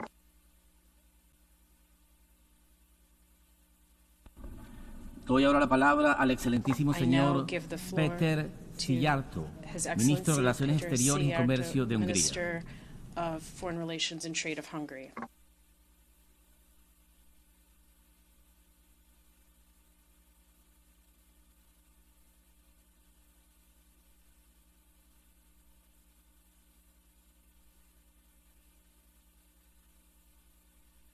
Permission, Your Excellencies, dear colleagues. Unfortunately, I have to start by saying that we are living in the age of dangers. And 34 years ago, when we got rid of our communist oppressors and we shifted from a one-party dictatorship to parliamentary democracy, and we shifted from a planned communist economy to market economy, or 25 years ago when we joined NATO, or 21 years ago when we joined the European Union, we would not have thought that we will be faced once again with the phantom of Cold War. And similarly, a couple of years ago, we would not have thought that war would return to Europe. And dear colleagues, Your Excellencies, nowadays this is the reality. We are faced with the phantom of the Cold War, and war returned to Europe. I'm representing Hungary, a country which is a neighboring country to Ukraine. That means that for the last 2.5 years, we have been living in the shadow of a war. 2.5 years, almost 1,000 days. And we have been confronted with the consequences. 1.3 million refugees. Even nowadays, there are several hundreds of schools and kindergartens in Hungary which enroll the children of the refugee families. And we have been paying a price of a war which is not our war, and for the outbreak of which we do not bear any kind of responsibility. So I do believe that almost after 1,000 days, the real question is not what we do think about the war, but the real question is how peace could be made. Or even more precisely, Mr. President, the question is, which is the fastest way to peace? Because we have to pick that one, the fastest one. Because the later peace will be reached, the more people will die, the more destruction will take place, and more families will be torn apart. And we Hungarians don't want more destruction. We don't want more families to be torn apart. We don't want to see more videos about violent conscription. We don't want more people to die, especially putting into consideration the 150,000 Hungarians living in Ukraine, a community members of which have been mobilized to the Ukrainian army. Many of them have been deployed to the front line, and unfortunately, many of them have died already. And I think that after almost 1,000 days, this is high time to make an honest stock-taking and to analyze what has worked out and what has not worked out, what the international community or Europe has made as a reaction to the war. And if we are honest to ourselves, we have to say that practically nothing has worked out what international community and Europe has done as a reaction to this war. Nothing has worked out what was based on an assumption that there might be a solution at the battlefield. We have to raise the question honestly whether weapon deliveries have made any sense. And obviously they have made no sense. No sense because weapon deliveries have not changed the situation at the battlefield, and they have not brought us closer to peace either. Weapon deliveries have only increased the volume of weapons on both sides of the front line, causing more casualties and causing the prolongation of the war. And I do hope that those who are still thinking about delivering more weapons to Ukraine will consider this impact and this consequence as well.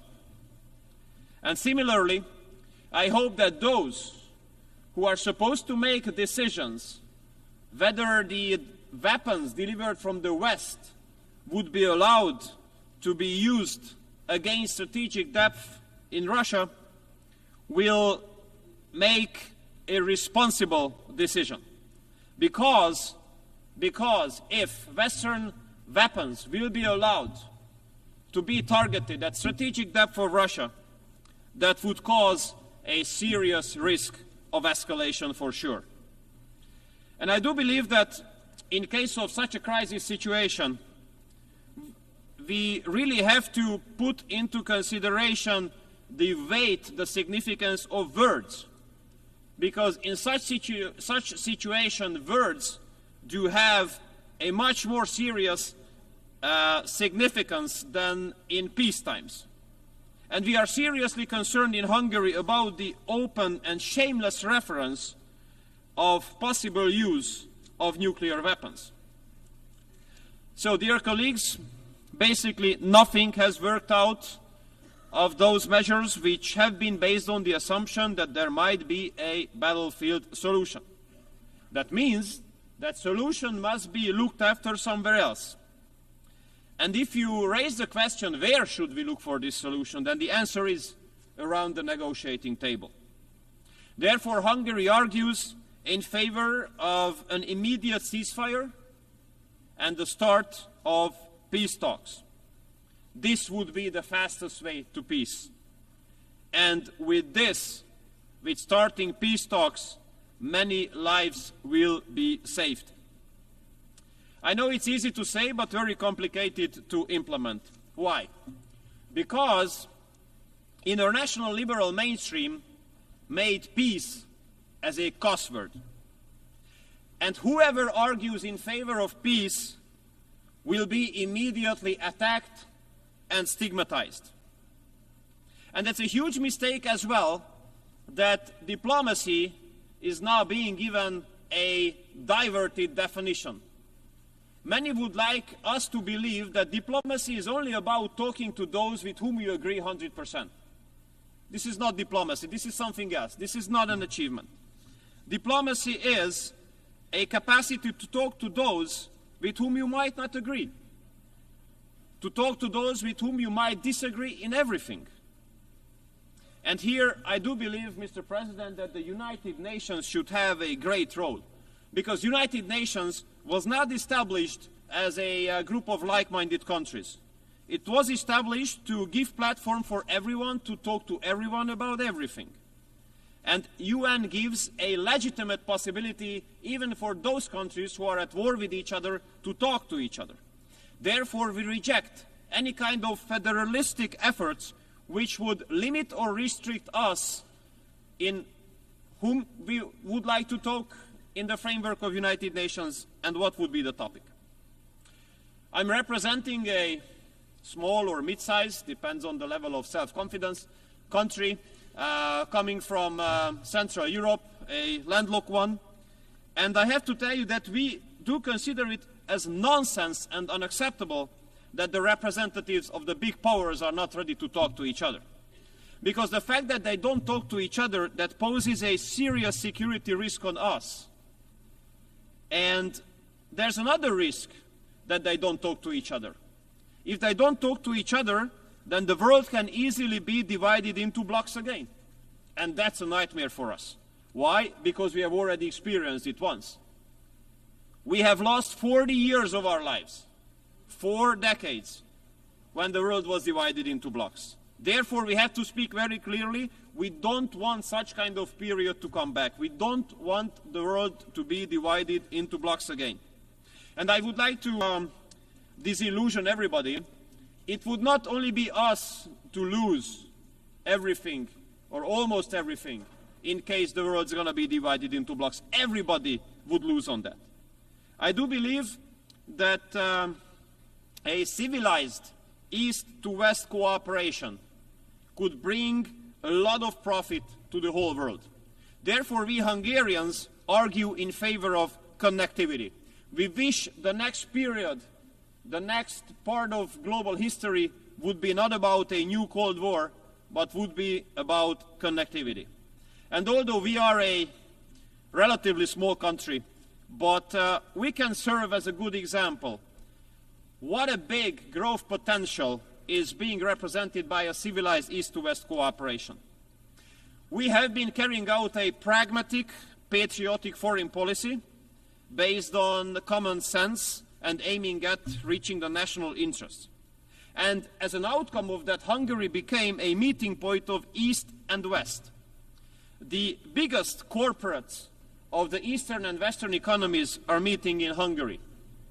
Imagine in Hungary, the top German premium car makers and the top Chinese electric battery manufacturers are not only working together in one country, in one city, they are building their factories next to each other on the neighboring plots. So therefore, I have to underline that the strategies of those corporates which have a determining impact on continental economies cannot be successful without free global economic cooperation. Dear colleagues, it has not been a long time ago that that time Federal Chancellor of Germany was speaking about a economic and trade cooperation zone starting from Lisbon, ending at Vladivostok. And it has not been a long time ago that European political leaders spoke about Eurasian cooperation. Unfortunately, nowadays, we are far away. But it's not impossible to return there. But there's one very important major precondition. Global politics must change fundamentally. What would that mean? It means, in our reading, that global politics must come back to the basis of mutual respect. And dialogue and diplomacy must return as the major tools here. And this is absolutely not hopeless, because our experience here at the General Assembly, being convened in New York, our experiences do prove that the friends of peace are in majority in this chamber. And we Hungarians are proud to be part of this global majority for peace. And we are ready to support all global initiatives which are aiming at reaching peace. And we are ready to discuss all peace plans. And we consider it as unacceptable that some countries would like to give exclusivity to one or another peace plan, acting as if the other one would not exist. We absolutely want all peace plans to be discussed. And here I would like to commend the People's Republic of China and Brazil for putting together a plan. And we do hope that that plan will be on the agenda as well. Dear colleagues, if we could reach peace, it would not only save lives of the people, but would give a big support, a big help to many countries in the transatlantic community where I'm coming from, to get rid of the huge burden of hypocrisy. And I tell you why. Many Western colleagues of ours like to say that they got rid of the energy sources of Russia, for example. This is one of the biggest fake news ever, because the Western countries continued to do business with Russia just like others. They just simply deny it. If you look at the share of Russian gas in the LNG ports in western part of Europe, you might be surprised. Or if you have a look at the oil arriving to the western countries in Europe, where it comes from originally, you might be surprised as well. And if you look at who is the #1 uranium supplier of this very country, United States, you would be surprised as well. In order to avoid your homework to look for it, this is the Russian Federation. Dear colleagues, all this prove that economic sanctions are totally useless in this regard. They absolutely don't work out. they put much more harm on some European economies than on the Russian economy. Many Western countries and Western economies do evade the sanctions.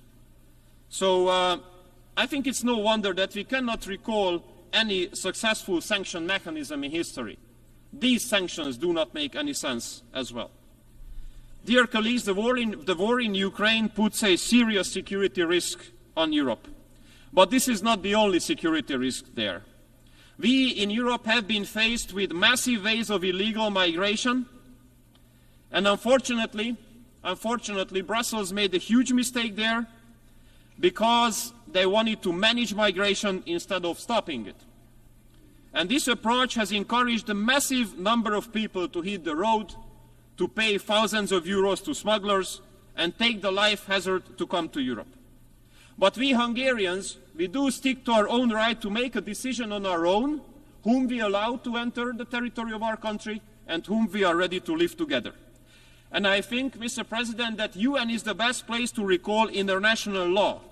International law speaks very clearly. Everyone who has to escape from his or her home has the right to stay temporarily on the territory of the first safe country, but not on the second, on the third, or the fourth one.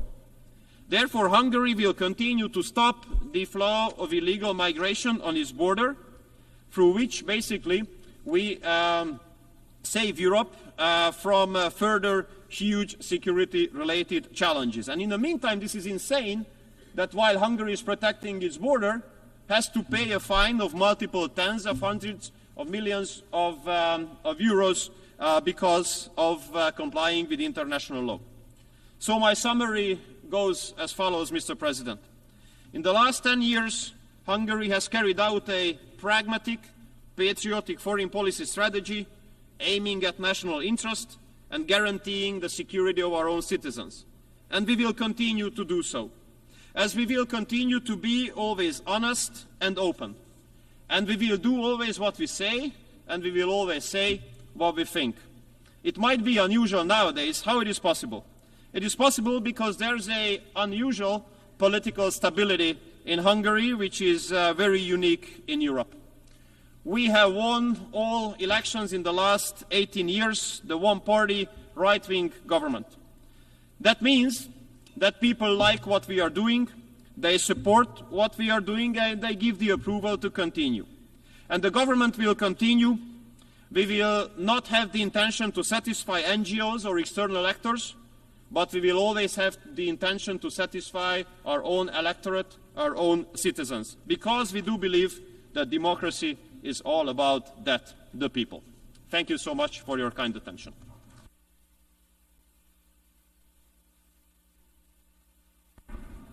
Doy las gracias al ministro de Relaciones Exteriores y Comercio de Hungría.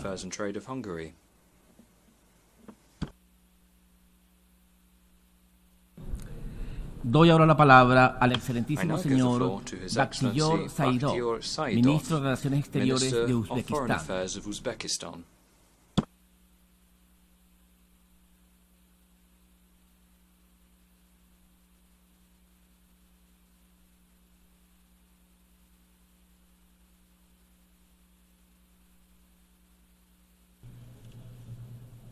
Dear Mr. President, Your Excellencies, ladies and gentlemen, first of all, allow me to convey greetings and best wishes of peace and prosperity from the President of the Republic of Uzbekistan, His Excellency Shavkat Mirziyoyev, to the United Nations leadership, heads of states, and delegations participating at the 79th session of the General Assembly. Let me also express my sincere gratitude for the opportunity to address this esteemed Assembly.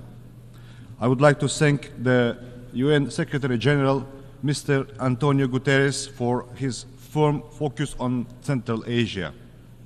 This was once again confirmed by his recent visit to our region, which laid a solid foundation for further expanding cooperation with the United Nations. Our debates are taking place at a time of escalating global challenges. Wars and conflicts, triple planetary climate crisis, worsening of the world economy and technological gap are affecting all countries without exception. We firmly believe that the United Nations must remain central in addressing the challenges of the 21st century. Resolving global issues at the national level is crucial for maintaining stability and the well-being and prosperity of our people. In this context, achieving the Sustainable Development Goals is very important. The consistent implementation of the SDGs has been identified by the President of our country as a cornerstone of Uzbekistan's state policy. Our Uzbekistan 2030 development strategy is fully aligned with SDGs. In recent years, Uzbekistan has made significant progress in poverty reduction, improving public access to education, transitioning to a green economy, and promoting gender equality. Our GDP has more than doubled, and the poverty rate has fallen almost 4 times in less than 10 years. We are taking solid steps to create jobs and improve the quality of human capital with the aim to reduce the unemployment rate from 11 to 7%. Full-scale implementation of the SDGs is impossible without attracting investments and advanced technologies. Uzbekistan is actively pursuing these goals, leveraging our state resources and private sector. However, many developing countries face challenges in accessing global financial resources. We share the view to reform the international financial system to establish a modern financial architecture. Humanity's future is closely linked to the development and application of modern technologies. New scientific advancements should bring people and nations closer together, not separate them. We proceed from the principle that access to technology is not a privilege, but a right for every person and every nation. Digital technologies are especially crucial. We have adopted the Digital Uzbekistan 2030 strategy. We are rapidly advancing our IT sector. Yet, there is another side of the coin. Rise of the digital technologies presents new challenges, particularly concerning the uncontrolled use of artificial intelligence.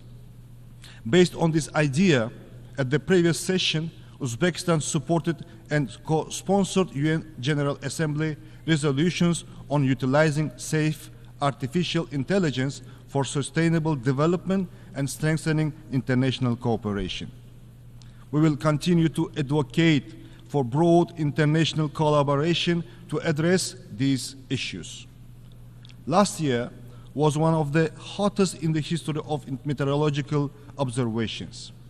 We have witnessed record-breaking heat and extreme cold conditions worldwide.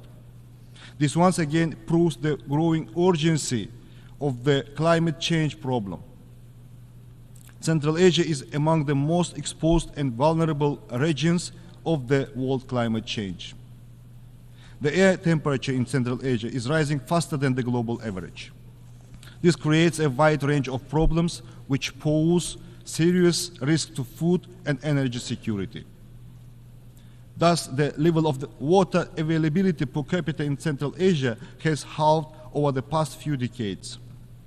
The Aral Sea disaster continues to have an extremely negative impact on the ecosystems of all states in the region. We call on the international donor community to expand projects in the Aral Sea region aimed at mitigating the devastating consequences of this disaster. The Aral Sea became the first region in the world to be granted by the UN the status of a zone of environmental innovation and technology. Our best experience could benefit other countries facing similar problems. Central Asian countries are unified on climate action. Last December, at the initiative of the President of Uzbekistan, the General Assembly by consensus adopted a resolution that Central Asia in the face of environmental problems, strengthening the regional solidarity for sustainable development and prosperity. We also developed a regional climate change adaptation strategy and established a climate council to create a national climate change program. At the same time, we are aware of the need for broad international cooperation to effectively overcome these challenges. In this regard, we propose to adopt the UN Resolution International Year of Land Restoration and Increasing Drought Resistance. Ladies and gentlemen, our updated constitution sets ambitious goals for building a welfare state. Uzbekistan is committed to enhancing social protection, improving service quality, and implementing international standards. For this purpose, we have established the Social Protection Agency. We plan to hold the World Conference on Social Protection in 2025, and we invite all UN member states to this important event. Empowering women and girls is a key component of our state policy. Uzbekistan has made notable progress in ensuring gender equality, ranking among the top 5 countries in this regard. The Asian Women's Forum, held in Samarkand in partnership with the UN Women, has become a crucial platform for dialogue on gender policy issues. We propose expanding this forum to a global women's forum and adopting the UN resolution on enhancing the social, economic, and political activities of Asian women. Youth represents our common future. In Uzbekistan, where over half of the population is under 30, effective youth policy is vital to build a new Uzbekistan. We are a global leader in implementing the UN Youth Strategy 2030. However, the rising radicalization and increased violence involving youth alarming. We must focus on fostering proper spiritual and moral education of young people to prevent their involvement in radical movements. We propose enhanced cooperation in this direction based on the UN General Assembly Resolution, Enlightenment and Religious Tolerance, adopted at the initiative of our President in 2018. The global threat of terrorism requires unified international action. In the fight against this evil, there should be no place for selective approach and double standards. The Central Asian states maintain close cooperation in ensuring regional security. Together with the UN Counterterrorism Office, we have successfully launched the Regional Expert Council in Central Asia on rehabilitation and reintegration.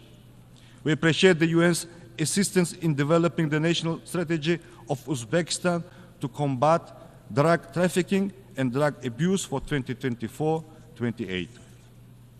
As a state party to the United Nations Convention Against Corruption, Uzbekistan welcomes anti-corruption efforts.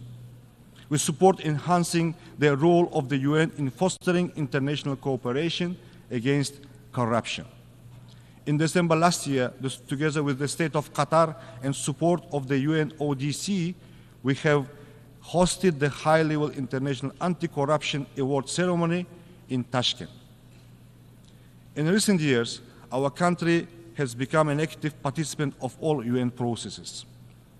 For the first time in our history, we have joined the UN Human Rights Committee, ECOSOC, and the governing body of the International Labour Organization.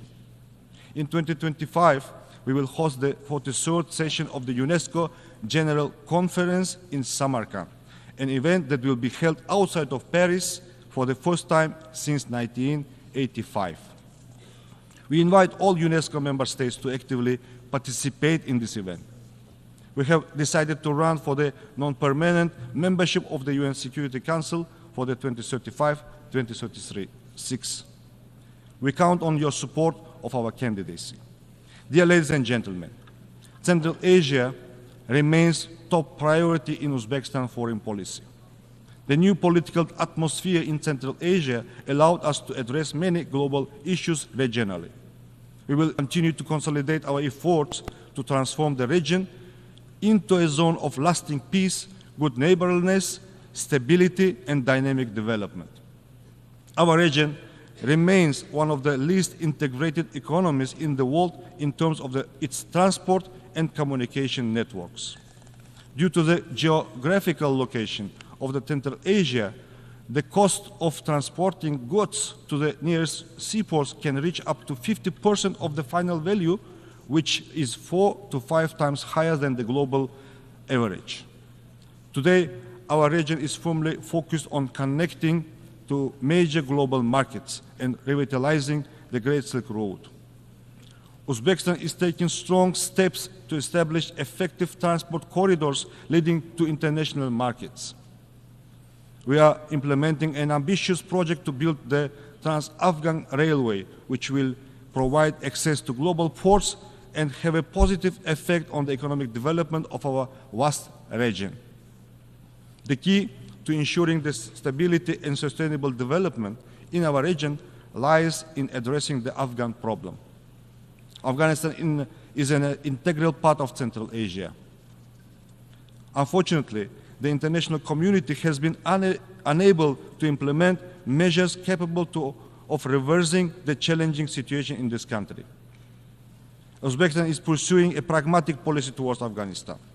We will continue to contribute to Afghanistan's economic reconstruction and the development of its transport and energy infrastructure. We are ready to expand the educational center for Afghan citizens in the Uzbek city of Termez into the global training center. Recently, we have established the Termez International Trade Center, designed to foster a favorable business environment and enhance logistics. In order to achieve stability, it's crucial to uphold the UN's central role in resolving the Afghan issue and developing coordinated strategies to ensure sustainable development. Your Excellencies, in conclusion, I would like to once again emphasize that the challenges and threats we face today can only be addressed through comprehensive international efforts. Uzbekistan remains committed to actively participating in shaping the agenda for multilateral cooperation, achieving common goals, and supporting measures to reinforce the Central Asia role of the United Nations. I thank you for your attention.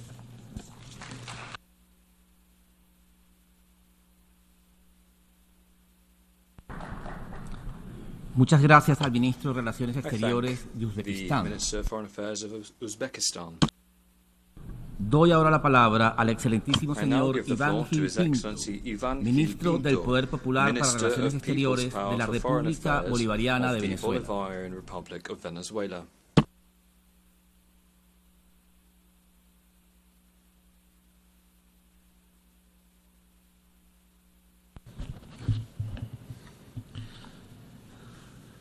Distinguidas jefas y jefes de delegación, ministras y ministros, embajadoras y embajadores, señor presidente, a lo largo de estos últimos días hemos escuchado en esta Asamblea General dos narrativas.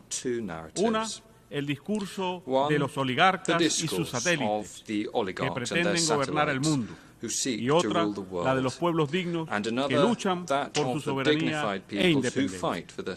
Los oligarcas, dirigidos por el gobierno de los Estados Unidos de América, arremeten contra la Carta de las Naciones Unidas con el objeto de destruir esta organización desde afuera y desde adentro, lo cual casi han logrado. Para ello, promueven la participación de corporaciones privadas, organizaciones no gubernamentales y otro tipo de estrategias para desconocer la soberanía de los estados. Esto lo han denominado un orden basado en reglas. No conforme con ello, las oligarquías recurren a expresiones políticas que creíamos ya superadas, como el fascismo y el nazismo. Estas corrientes políticas de imposición y dominación impulsan el supremacismo blanco, el racismo, la xenofobia y otras expresiones, normalizadas con el apoyo de grandes monopolios de la mediática internacional y por las redes sociales, que se encuentran al servicio del imperialismo y el neocolonialismo, apoyando sus planes para crear tensiones,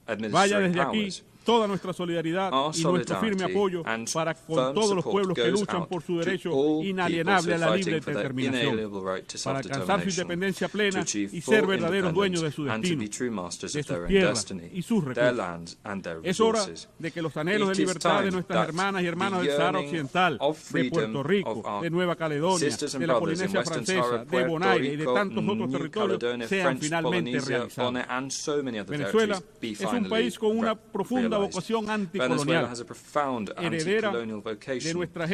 heredada de nuestra gesta independentista y del legado de nuestro libertador Simón Bolívar.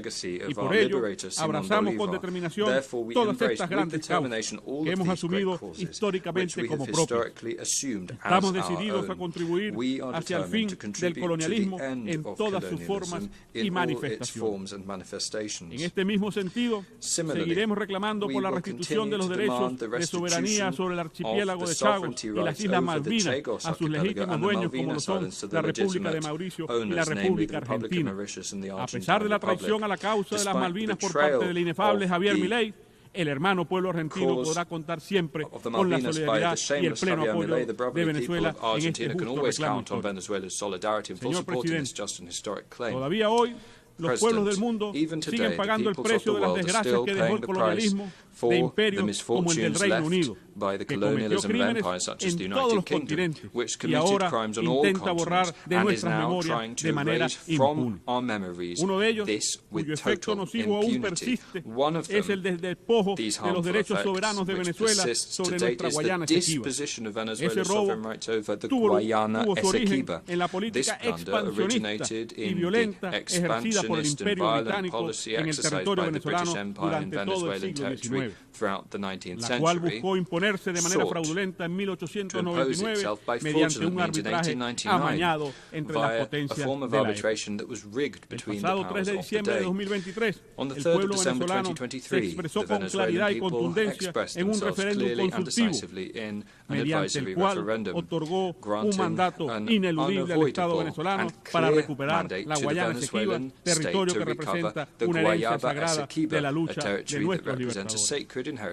En ese referéndum, el pueblo venezolano ratificó la posición histórica de nuestro país de no reconocer jamás la jurisdicción de la Corte Internacional de Justicia para este caso, ni ninguna decisión que pueda adoptar en este asunto. El presidente de Guyana ha mentido en esta tribuna sobre este aspecto.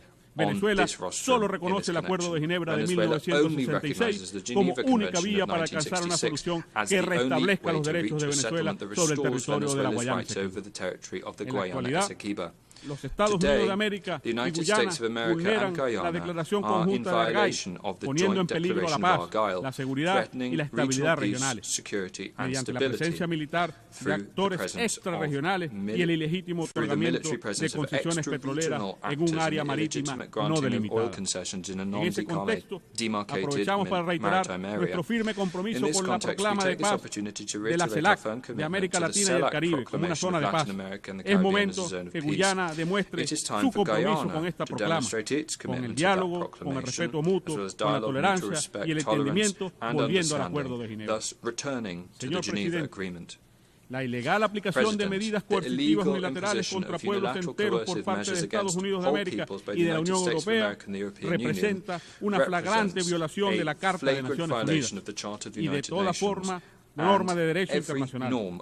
Estas medidas se constituyen en violaciones en masa de los derechos humanos, incluyendo el derecho al desarrollo, así como en verdaderos crímenes de lesa humanidad.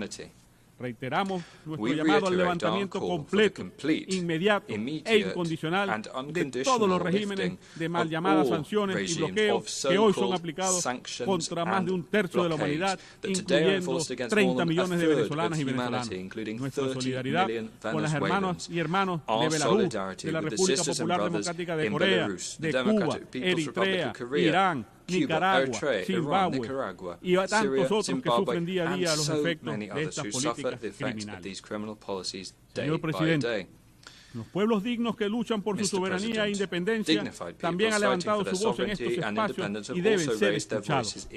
Venezuela enfrenta hoy los embates de novedosas formas de colonialismo y es desde hace varios años el gobierno de Washington ha puesto en marcha un experimento neocolonial que busca destruir por todas las vías posibles nuestro sistema democrático, nuestras instituciones, nuestra soberanía, nuestra independencia y el derecho inalienable de nuestro pueblo a la libre determinación. Se trata de un gran plan de recolonización que busca, a partir de un golpe de Estado continuado, destruir nuestra república. Para la ejecución de ese plan, todas las opciones han estado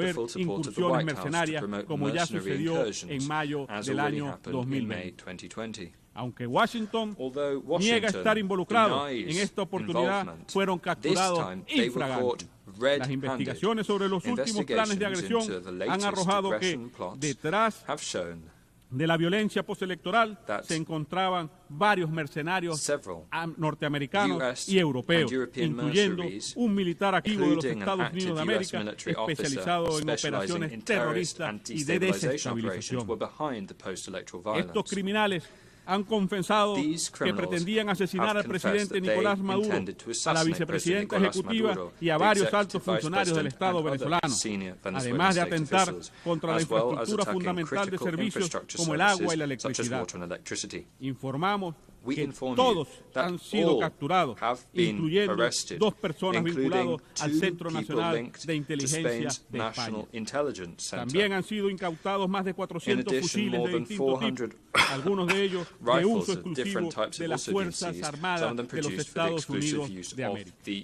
En las próximas semanas, nuestro gobierno presentará más pruebas de lo ocurrido, mucho más contundentes, las cuales sorprenderán al mundo.